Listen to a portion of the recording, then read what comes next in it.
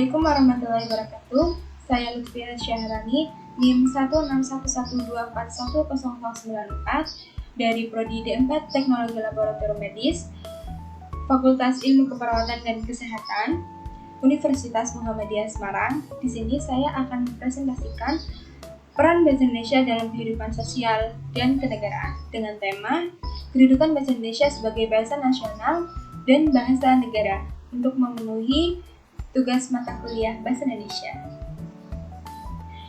Indonesia merupakan negara kepulauan yang terdiri dari berbagai macam suku bangsa dan juga budaya.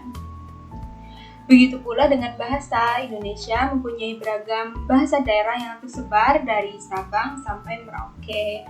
Sejak ditetapkannya bahasa Indonesia sebagai bahasa nasional, maka setiap komunikasi yang kita gunakan menggunakan bahasa Indonesia.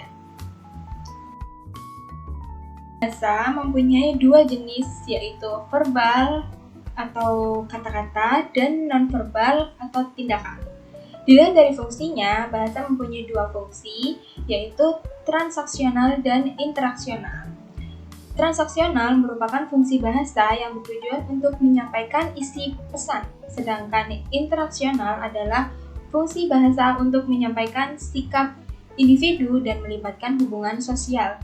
Bahasa Indonesia juga menjadi tameng pemersatu bangsa Indonesia. Hal inilah yang menjadikan bahasa Indonesia sebagai alat pertahanan negara terhadap ancaman disintegrasi.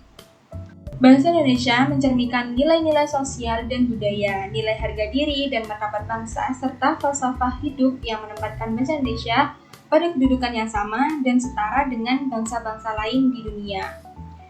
Kedua, dari segi fungsi, bahasa Indonesia sebagai lambang jati diri bangsa yang akan menunjukkan ciri khas dan membedakan Indonesia dengan bangsa-bangsa lain di dunia.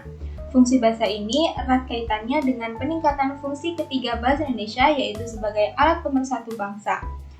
Fungsi ini memampukan dan memperkokoh kehidupan sebagai bangsa yang bersatu, namun tidak menghilangkan latar belakang sosial, budaya, dan bahasa daerah. Dengan demikian, menyadarkan kita bahwa dengan adanya bahasa nasional ini, kita dapat berhubungan dan berkomunikasi satu sama lain tanpa perlu khawatir akan perbedaan latar belakang sosial, budaya, dan bahasa masing-masing. Bahasa Indonesia juga menjadi simbol persatuan sebagai suku bangsa dengan latar belakang sosial, budaya, dan bahasa yang berbeda di Indonesia. Hal ini menyadarkan kita akan keberadaan berbagai suku bangsa di Indonesia yang mampu mencapai keharmonisan hidup, berbangsa, dan bernegara tanpa meninggalkan identitas suku, nilai-nilai sosial, budaya, dan latar belakang bahasa daerah masing-masing. Perkembangan kebudayaan, ilmu pengetahuan, dan teknologi membuat bahasa juga terus berkembang. Oleh karena itu, perlu dilakukan upaya pengembangan bahasa secara berkelanjutan.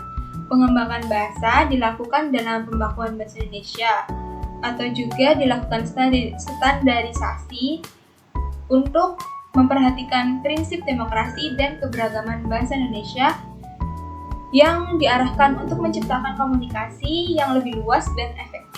Pengembangan bahasa Indonesia juga dilakukan dengan pelestarian bahasa Indonesia. Pelestarian bahasa Indonesia ditekankan untuk meningkatkan kemampuan bahasa Indonesia sebagai alat komunikasi modern yang terbuka dan aktif. Jadi, kesimpulannya, bahasa Indonesia berperan penting dalam pembangunan bangsa karena bahasa Indonesia merupakan bahasa resmi kenegaraan yang berperan penting dalam memajukan pembangunan masyarakat dengan berbagai aspek kehidupan yang akhirnya mendorong kemajuan dalam berbagai aspek kehidupan dalam pembangunan bangsa. Peran bahasa Indonesia telah menyatukan berbagai kelompok etnis ke dalam satu kesatuan bangsa Indonesia. Bahasa Indonesia telah menjadi sarana perjuangan kemerdekaan bangsa Indonesia, mengutuhkan dan memelihara rasa kesetiakawanan dan kenasionalan, serta membangun peradaban baru tentang Indonesia.